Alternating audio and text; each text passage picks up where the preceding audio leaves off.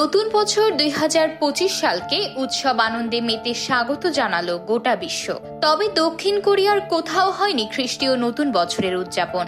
দক্ষিণ কোরিয়ার ইতিহাসে সবচেয়ে ভয়াবহ উড়োজাহাজ দুর্ঘটনা, বিমান বিধ্বস্তের ঘটনায় 179 জনের মৃত্যুতে শোকে স্তব্ধ হয়ে পড়েছে গোটা দেশ। চলছে রাষ্ট্রীয় শোক। নতুন বছরের কাউন্টডাউন, ড্রোন শো, আতশবাজি প্রদর্শন সহ সব ধরনের আয়োজন বাতিল করে দেশটির সরকার। প্রতি বছরই নতুন বছরের প্রথম প্রহরে আলোর খেলা চলে দক্ষিণ কোরিয়ায়। বর্ণিল আতশবাজি, লেজার লাইটের আলোক ছটায় ছেয়ে যায় দেশটির আকাশ। তবে এবারের চিত্রটা ভিন্ন। শোকাবহে শুরু হবে নতুন বছর, এমনটা ভাবতেও পারেনি কোরীয়বাসী। যেখানে চলার কথা আতশবাজির শব্দে আনন্দ আর বন্ধুদের সঙ্গে আড্ডা, সেখানে চলছে হৃদয় বিদারক বিমান দুর্ঘটনার রাষ্ট্রীয় শোক।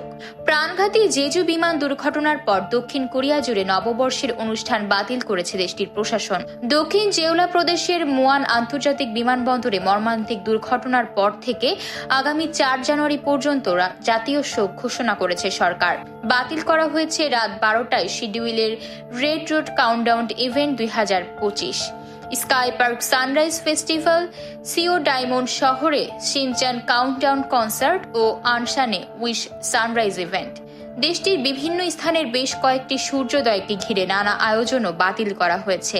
এছাড়াও দক্ষিণ কোরিয়ার কোথাও কোনো নববর্ষের উদযাপন না করার ঘোষণা দিয়েছে প্রশাসন।